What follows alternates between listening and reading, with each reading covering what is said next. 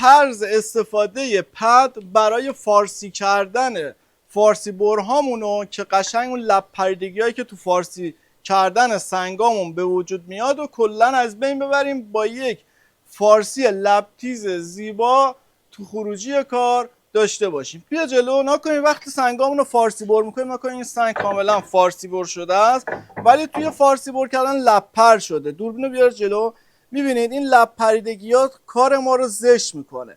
برای از بین بردن این لب پریدگی ها میاییم از پد استفاده میکنیم. نکنید تو بازار این پدی که هستش اینم پایش تهیه میکنید به صورت چسبی اینا میچسبن به هم دیگه. بهتر نکتهش اینه برای سنگ چسب 1-2 سم اضافه کنید چون میپره این و سعی بکنید از مینی فرز استفاده کنید. اگه مینی فرز هم نداشتین به دستگاه فرزای بزرگ هم میخوره.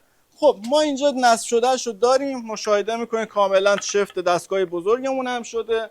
موارد ایمنی فارسی کردن رعایت بکنید، عینک ایمنیتون رو حتما بزنید. خب ما اینجا میایم قبل از فارسی کردن یه آبدهی به سنگمون رو انجام میدیم، اینو حتما داشته باشید.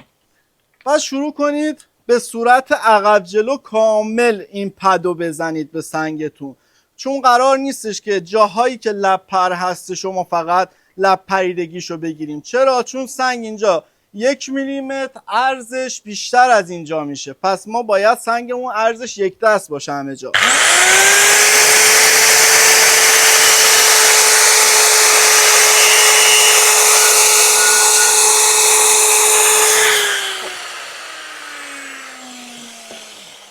خب دوربین رو بیار جلو، نگاه کنید کاملا این لب پریدگی ها از بین رفتش.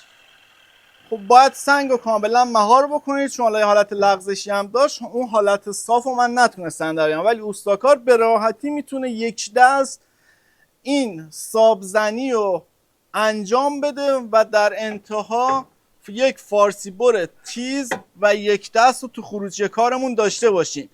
اگه این کار رو نکنیم چه اتفاقی میفته؟ دوربین رو بدن نگاه کنید، این الان اجرا کرده اوستای ما لب پریده است. این باعث شد که ما پیگیر پد بشیم برای فارسی برهای سنگمون که من توضیحات اجراش هم بهتون دادم. امیدوارم این مطالب مفید باشه. موفق و پیروز باشین.